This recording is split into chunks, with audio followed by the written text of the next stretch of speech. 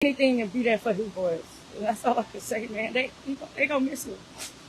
Okay, I also want to bring up attorney Allie Booker. That's here. Come in front of my mic.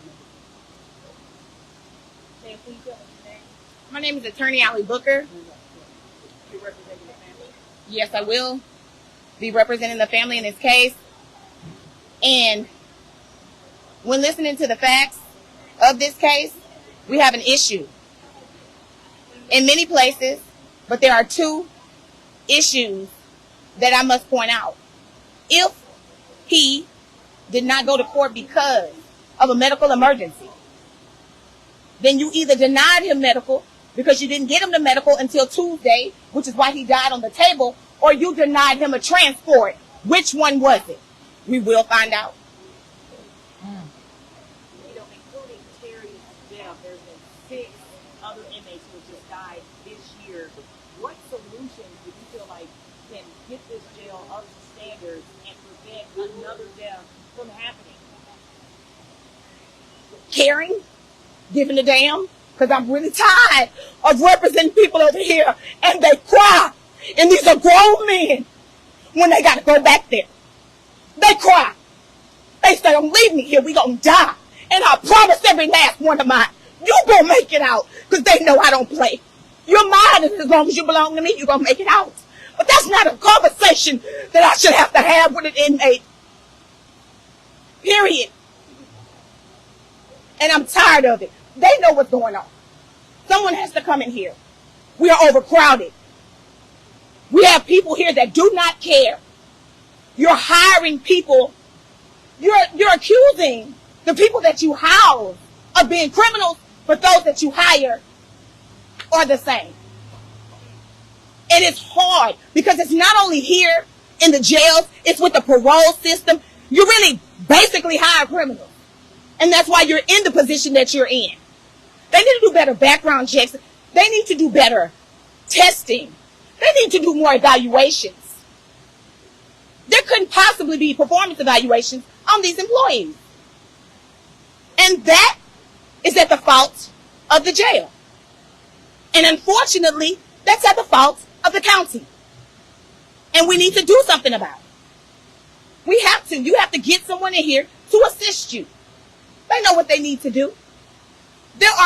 These are government agencies. We're a county in one of the largest states of America. We have the money. They can assist, they can ask for help at any point. They can ask for help. They don't want to. The state will come in and assist them. They don't want the help. And so apparently, because I don't think the state of Texas believes that this prison is operating, and I call it a prison because that's what it is. It ain't no jail, it's a prison. Because they're locked up and they're treated like animals in the worst way before they're even convicted. Because this is a place, guys, where many people, if you're here on a stay, it's a misdemeanor. You're not supposed to be here long. And if anybody else who's here who's accused of worse has not been convicted. You are mistreating people. And it's wrong. We need to stop covering it up. And you need to go to your government officials who you all know can help you and request that they come in. That's what we would need to do. When you guys talk about, him being in the jail, he was in here for a few days on, I believe, a retaliation charge. His bond was set at $30,000. You feel like that was too much for that charge? Let me explain something to you all, and I'm going to go ahead and say this because I'm tired. It's wrong.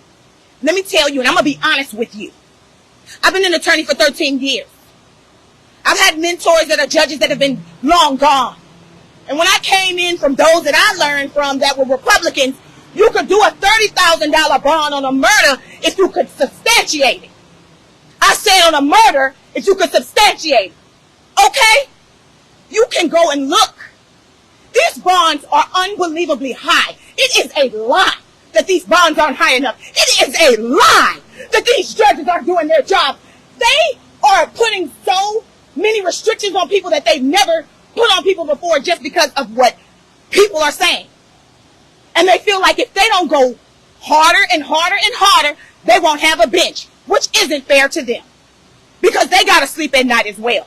$30,000 on a retaliation, depending on the criminal history, to me is high. Period. All of these bonds are too high. If you get a $50,000 bond these days, you're thanking God. On a $50K bond, which is ridiculous. Because we used to run RICO cases, darn near organized crime cases on a $50K bond. $100K bond. $150K bond on mafia members. And now you have regular individuals out here with a $100,000 bond who you know can't make it. So it's way too high. Well, this could